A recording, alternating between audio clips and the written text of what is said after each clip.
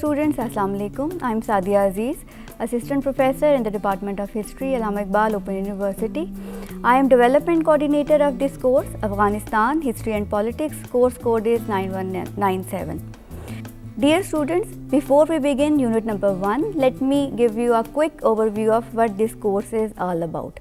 Afghanistan, History and Politics is a survey course covering the country's complex history since its formation in 1747. It's a reading intensive course. It means you have to rely on the primary and secondary sources listed at the end of each unit of this study guide. The key themes included in this course are state building and the rise of Afghanistan under the leadership of Ahmad Shah Abdali in 1747 and the great game that was fought between the Great Britain and the Soviet Union. The Cold War that was started right after the end of World War II, the civil wars fought between the Afghan Mujahideen and religious extremism that was initiated by the Afghan Taliban when they first gained the control of Afghanistan in 1996. Dear student, Afghanistan has a unique history. Because it was never colonized and it is known as the graveyard of the great empire. Despite several attempts made by the Great Britain and Soviet Union in 18th and 19th century and even the United States of America in 21st century, the Afghan people strive hard to protect their independence. This course has been divided into 9 units. Each course and each unit is designed to help you to understand the land, the geography, the foreign interventions and the political history that made Afghanistan today as it is. Dear students, by the end of this course, you will be able to analyze Afghanistan's history and geography. You will understand the impact of political changes that Afghanistan have been went through. You will be able to evaluate the international influences on Afghanistan. Dear students, it is important to mention that in 2021, Afghan Taliban regained the control of Afghanistan and the Habibatullah Akhundzada became the leader of Islamic Emirates of Afghanistan, and that's why this course covers events up to 2006. However, this new regime is not internationally recognized and its legitimacy is still under the debate. This course covers only events up to 2006, but is important to understand the historical changes that Afghanistan people have underwent.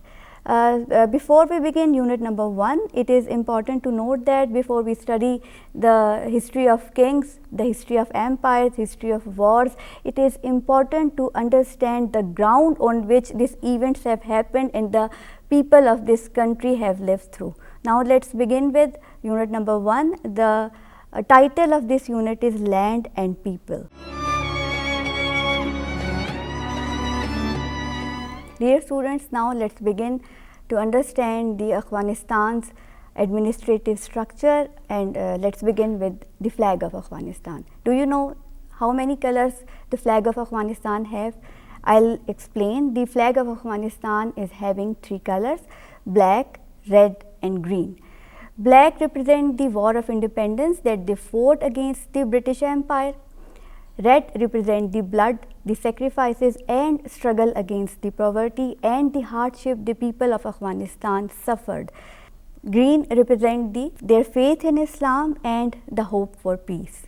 Dear students, now let's explore about the political structure of Afghanistan. The political structure of Afghanistan comprises of 3 pillars: executive, legislature and judiciary. The Afghanistan has presidential system. It means that president is head of both the state and the government. Legislature, it has made of 2 houses, the Wolzai Jirga and the Mishrano Jirga. Wolzai Jirga means the house of people.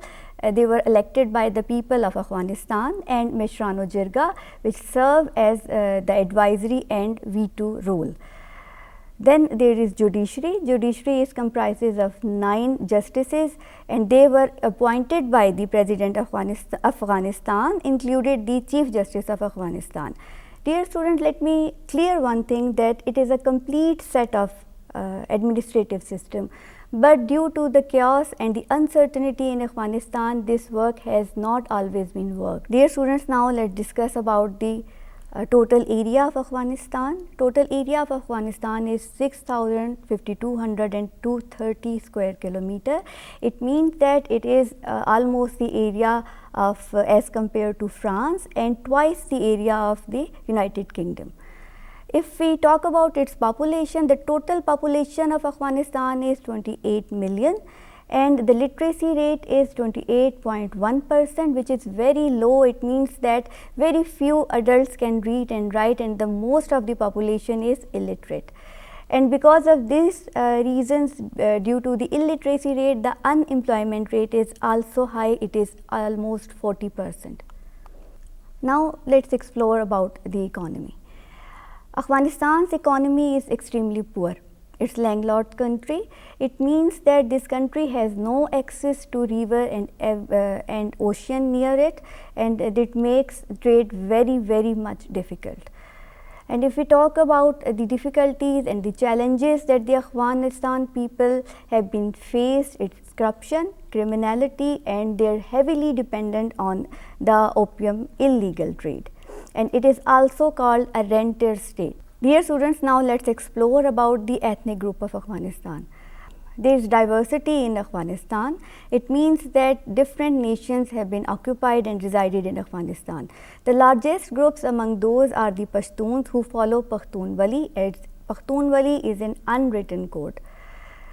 The Ghilzai Pashtun tribes form the backbone of the Taliban regime. The second largest group is Tajiks, who are ethnically close to Tajikistan and also form the 25 to 30% of the total population.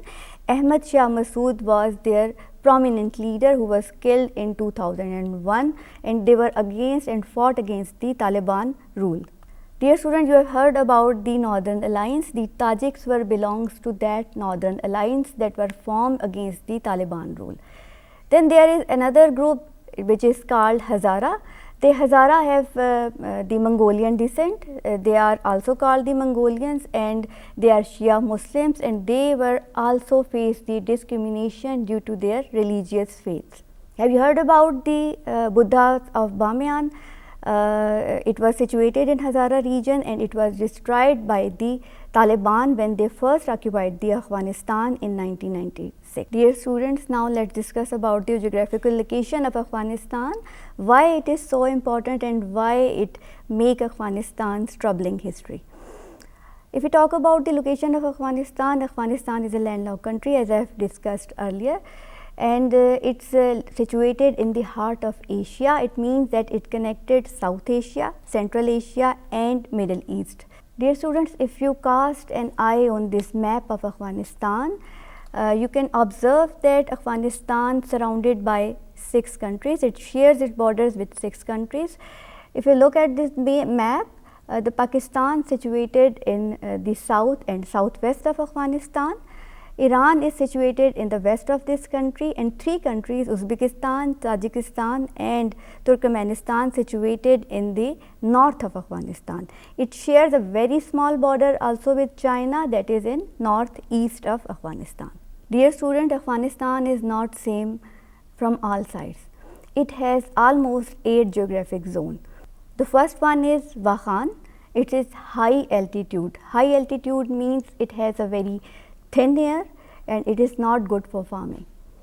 The second one is Badakhshan to Nuristan. It is a mountainous region, valleys, and it means that it is a low altitude area and it is good for farming and residence of the people. Third one is Kunar, Logar, Jalalabad and Laghman. These are lowlands with a warmer and semi-tropical climate. Fourth one is Great Paktia. It is a mountainous southeast region with a strong tribal traditions. It means it is inhabited by the major Pakhtun population.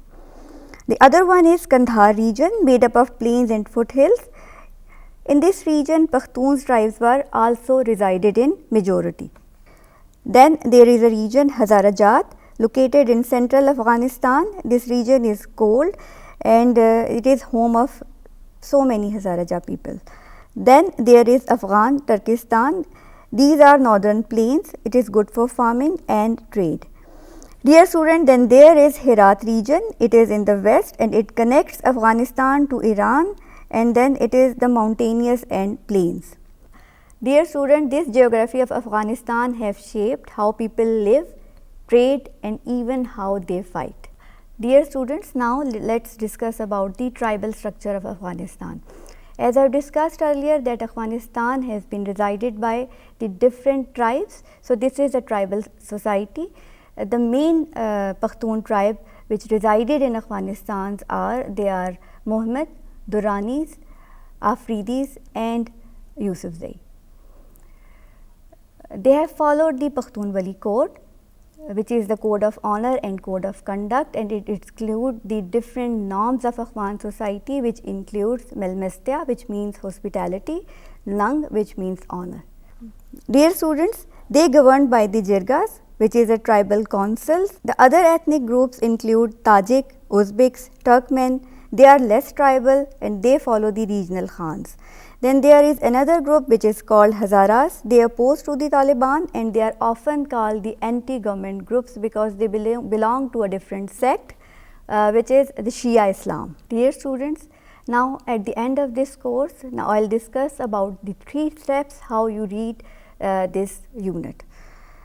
Step 1 is read and summarize key topics. The key topics are you have to focus on Afghanistan's geography, ethnic groups and tribal structure. Step 2 is you have to consult and know how to use map. While observing the map, you have to trace Afghanistan's geographical zone as I have discussed in this program, and you have to know about the bordering countries of Afghanistan. Step 3 is very important. You have to discuss and engage in the scholarly discussions with different academics to increase your understanding about the Afghanistan's complex situation. Dear students, if you want to test your knowledge regarding the land and the people of Afghanistan, which is unit number 1, you have to answer these questions, and these questions are showing in your screen. Question number 1 is why Afghanistan has been called the roundabout of the ancient world by the different historians. Briefly discuss about the socio-political structure of Afghanistan and why it is a tribal society. And why has Afghanistan's geographical location affected its political situation? How and why Pakhtunwali, which is an unwritten code, influences the Pakhtun society, and why there are different sects who fought amongst themselves, on what reasons and what ground this conflict could be overcome. Dear students, now let's summarize this unit. The key takeaway of this unit is Afghanistan's geography and ethnic diversity have shaped its history. Dear students, now discuss about the key takeaways of this unit, which is the summary of this unit. Number 1 is Afghanistan's geography and ethnic diversity have shaped its history. The political structure is complex with a strong tribal influence. Understanding Afghanistan's land and people is crucial for analyzing its current situation. Dear student, I hope you understand the unit number 1 of this study guide, Afghanistan, History and Politics. We will meet again in the unit number 2. Till then, Allah Hafiz.